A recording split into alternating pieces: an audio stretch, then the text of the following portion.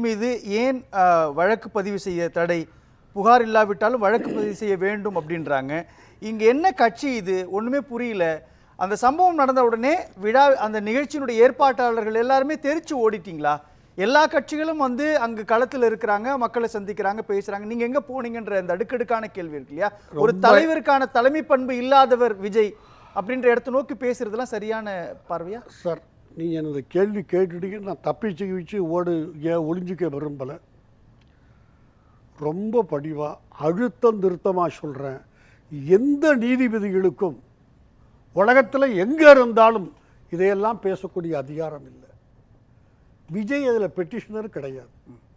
விஜய் பெட்டிஷனராக இருந்தால் விஜய்க்கு தலைமை பங்கு இருக்கா இல்லையா சொல்லுங்கள். இது விஜய் வழக்கு போடவில்லை. தயவு செஞ்சு புரிஞ்சுக்கணும். நான் வக்கீல்லாம் ஒத்துக்கி ஓட்டில் போடுங்க. நான் ஒரு காமன் மேனாகவே அதை பார்க்குறேன். நம்பர் 1, அவர் கான்ட்ராக்ட் சர்டிஃபிகேட் உங்ககிட்ட கேட்டு வந்துட்டார்னா நீதிபதிகள்கிட்ட தலைமை பண்பு இல்லை உனக்கு கொடுக்க மாட்டேன் கான்ட்ராக்ட். அவர் அது எதுவும் கேட்கலை. அவர் வரலை. ஒரு ஸ்பெஷல் ஐஜி தலைமையில் டீம் போட்டு இன்வெஸ்டிகேட் பண்ணி உண்மையை கண்டுபிடின்னு சொல்கிற நீங்கள் விஜய் பேரை சேர்த்துருன்னு ஐடியா கொடுக்கலாமா? நீதிபதியா நீங்கள் ஏன் சொல்லக்கூடாது? தானா நீதிமன்றம் முன் வந்து கேட்கலாம் இல்லையா? எதை கேட்கலாம்? அதான் கேட்டு ஒரு துயர சம்பவம் நடந்தது. இல்ல, உங்களுக்கு தெரியும், சட்ட ரீதியா உங்களுக்கு நுணுக்கங்கள் தெரியும். ஒரு துயர சம்பவம் நடந்திருக்கின்றப்போ அந்த துயர சம்பவத்திற்கான நீங்க யார் முடிவு பண்றதுக்கு யார் குற்றவாளின்னு? அது போலீஸ்காரன் வேலை.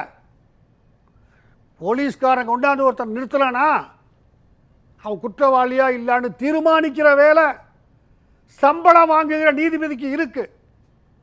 இது இல்ல. எத்தனையோ வழக்குகளை நீதிமன்றம் தானாகவே முன் வந்து எடுத்திருக்கு இல்லையா? அவ்வளவு 41 பேர் இறந்திருக்கிறாங்க. அதற்கான நீதி கேட்க வேண்டிய இடத்துல நீதிபதிகள் இருக்கிறாங்க. தானா வந்து நீ கன்ஃபியூஸ் பண்றீங்க. இப்ப இல்ல, எத்தனையோ வழக்குகளை சொல்றேன். எத்தனையோ வழக்குகள் நீதிமன்றம் தானா முன் வந்து எடுக்குது. போய் எடுக்கட்டும்.